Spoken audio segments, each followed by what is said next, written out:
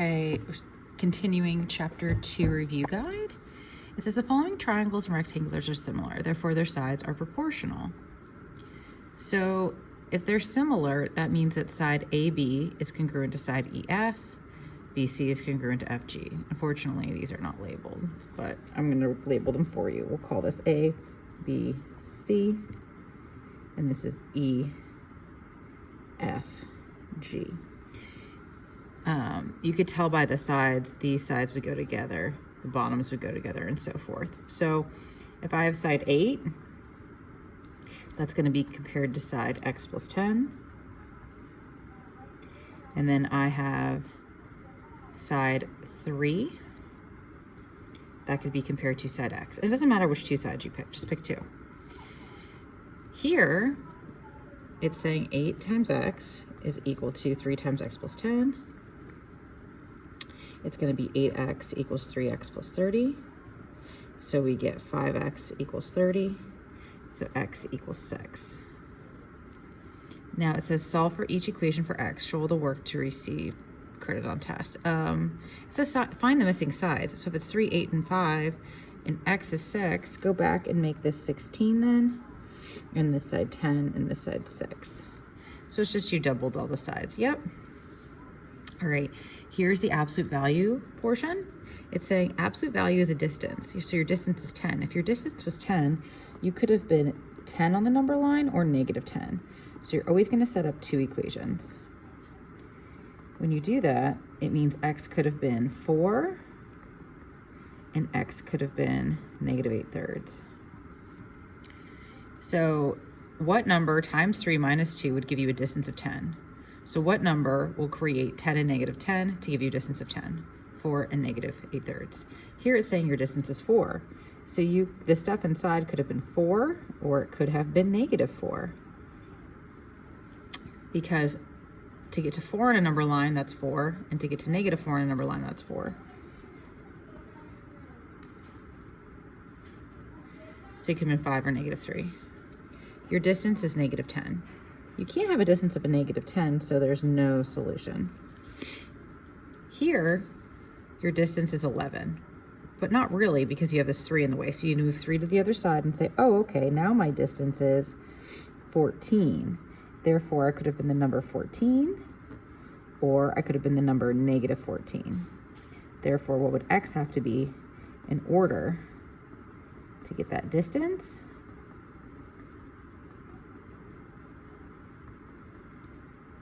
So 6.5 and negative 7.5.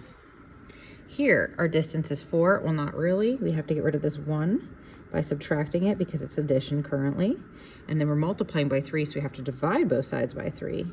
You don't want anything inside the absolute value bars because the absolute value bars are saying this is distance. It's not parentheses. So x minus 5 could have been 1 or x minus 5 could have been negative 1. So x equals 6 and x equals 4. All right, here our distance is 3, but not really, so we have to get rid of 5 and get rid of 2. So you get negative 2, divide by 2 equals negative 1. Oh, we can have a distance of negative 1, that means there's no solution. All right, here they want you to solve for y. So we have to get rid of this 2, we have to get rid of this 3x. So how do you get rid of 3x? It's being added. You have to subtract it. So you're going to get 2y equals 10 minus 3x. Now how do you get y by itself? There's this 2 in the way. Well, 2 is currently being multiplied, so you have to divide it. And that's your answer. 10 divided by 2 is 5, and 3 divided by 2 is 3/2. You have to solve for x here. So I have to get rid of this negative m by adding it.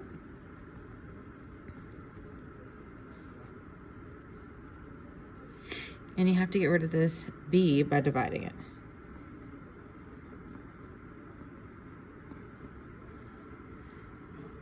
That's it. Okay. I'm going to go in the order of what you've learned in class. So let's, on the back page, skip to open-ended. And this is more equations before we start doing the percentages. it says use the information to complete A, B, and C, and D. It says write two expressions, one for each rectangle. So they're talking about area here. Area is length times width. So 40x equals 10 times the quantity x plus 3. So they want to know when this is the expression for the first triangle, and this is the one for the second. Then they want to know when they'll be the same, so that's when you set them equal.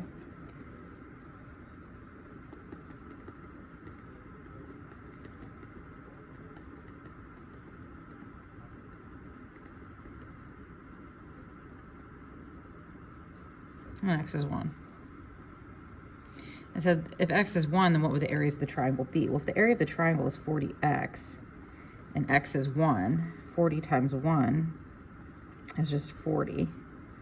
And there's no units, there's not centimeters or anything, so I'm just going to write units squared. And then if I put 1 in for the other one, it hopefully will be also 40. X plus 3.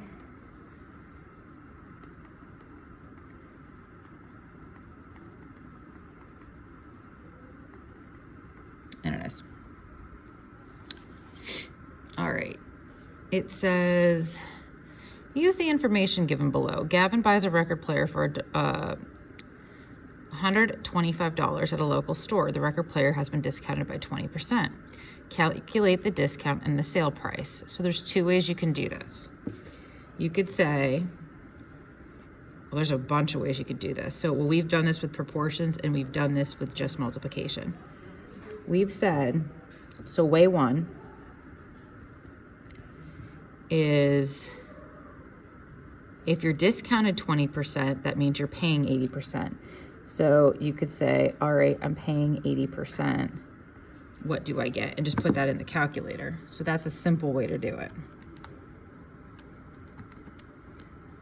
And you get $100 is the new price.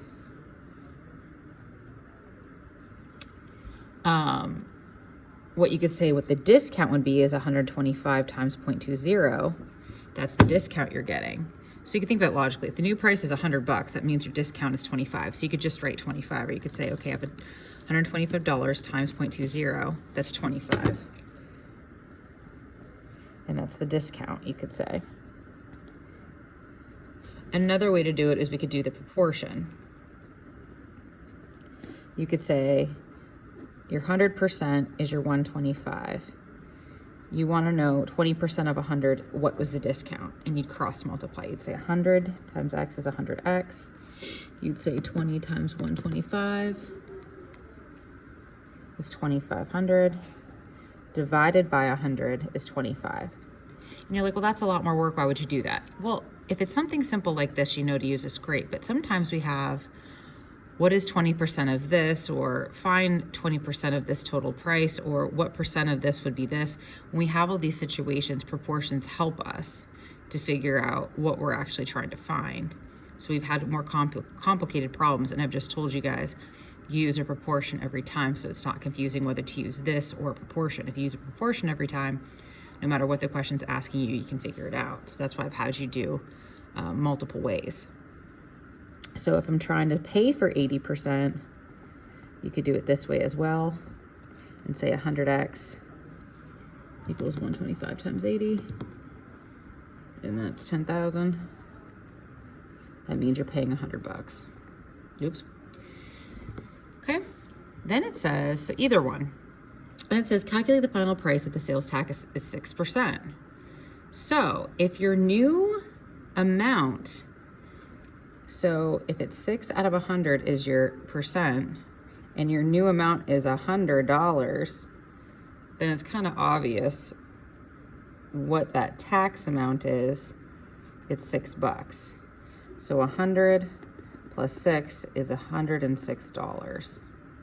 Or you could have done in your calculator 0.06 times $100 is $6 plus your 100.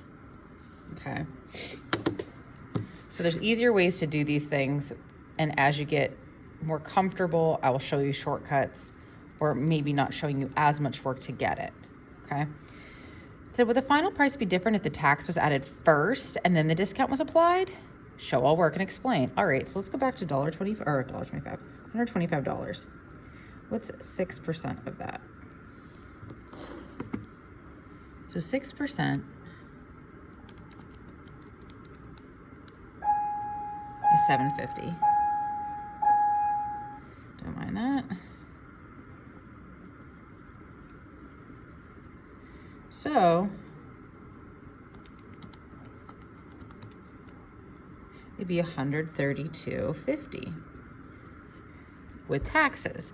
Now, if you were to take 20% off that or pay 80%, what would it be?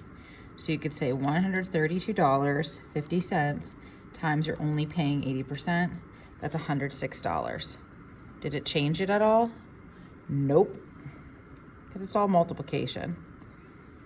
And if you multiply one way and multiply another way, it's not going to make a difference.